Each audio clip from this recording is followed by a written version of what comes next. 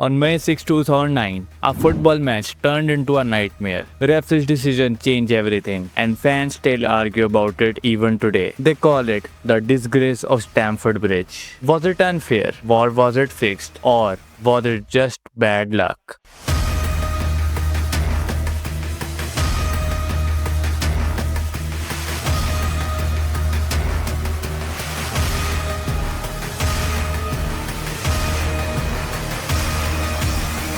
In the 2008 to 2009 season, two football giants were chasing the biggest trophy in Europe, the UEFA Champions League. Chelsea was strong, powerful, and hungry for their first ever UCL. Their coach was Gus Hiddink, and the team was filled with stars: Didier Drogba, Frank Lampard, Michael Essien, John Terry, and even the goalkeeper Peter Cech. Barcelona, on the other hand, were playing beautiful, fast-attacking football under their new coach Pep Guardiola. With star power like Lionel Messi, Thierry Henry, and Samuel Eto'o, they looked almost unstoppable. The first leg of the semi-final was played at the Camp Nou in Spain. It ended with the result 0-0, which meant everything would now be decided in the second leg at the Stamford Bridge, Chelsea's home.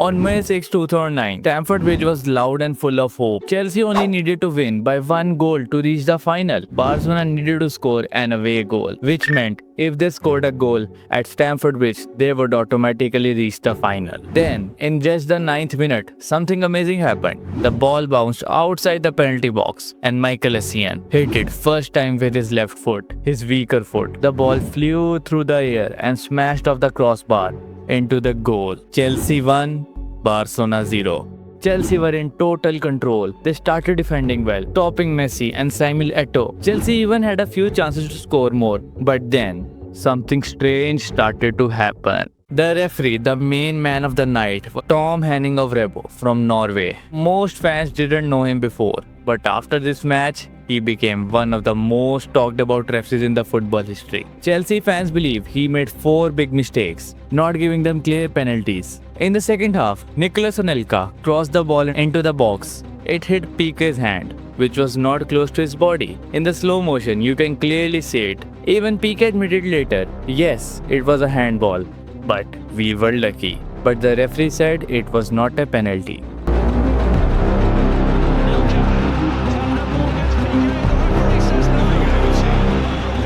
Earlier in the match, Drogba ran into the penalty area and was challenged by Eric Abidal. Drogba fell down. It looked like a foul, but again, the referee said play on. It isn't a penalty.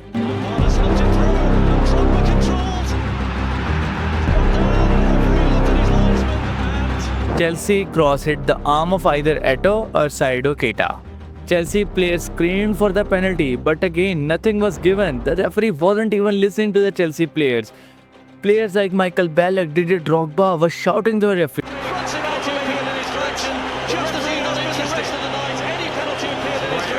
In another moment, Anelka was running onto a pass. Abidal slightly touched him. Anelka went down. This time the referee gave a red card to Abidal. But still, it wasn't a penalty. It confused everyone. Looking to get in here for Cheltenham. What's the decision with Abidal? It's red. He was lucky to escape it in the first half. Players couldn't believe it. Michael Ballack almost lost control. After one final handball was ignored, he chased the referee, screaming in his face. Gus Hiddink, Chelsea's coach, said, "I have never seen anything like that from a referee. Never ever in my life." Many believe Chelsea deserved at least 1 or 2 penalties, or maybe even more.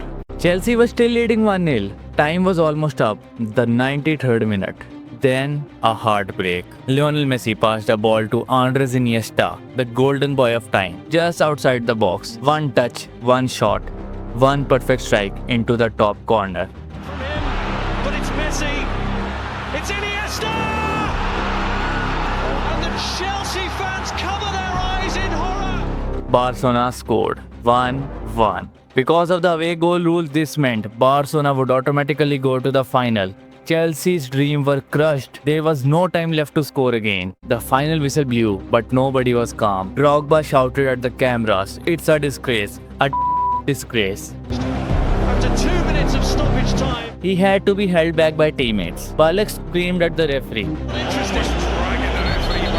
John Terry tried to keep the players calm. The fans were booing loudly. Some were crying. Some were furious. Avrebo had to be protected by security guards as he left the field. Later, he admitted that he had made mistakes. He even received death threats. But UEFA never played the match. No punishment, no second chance. It was all over for Chelsea. Now, Barcelona used that momentum to destroy Manchester United in the final, winning 2-0 and lifted the Champions League trophy.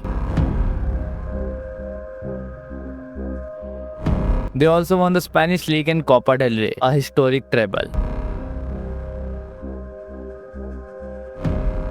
But for Chelsea, it was pain and only pain. They believed they were robbed of their biggest chance, their first Champions League trophy. Many players said it was the worst night of their careers. Shot on target that Barcelona managed after 2 minutes of stoppage time has denied. This game made many people ask, why isn't there technology to help referees? Today we have VAR, video assistant referees, to check for penalties and handballs. But in 2009, nothing like that even existed. Maybe if VAR was used, Chelsea would have reached the final and eventually would have won the final. Even though Chelsea went on to win UCL in 2011, but still, the 2009 disgrace still lives in their heart as a bad dream. Was it just bad luck? Was it a terrible referee? But if you want to know how Arsene Wenger made a team that went invincible in a whole Premier League season, click in the video in front of you and then watch the video.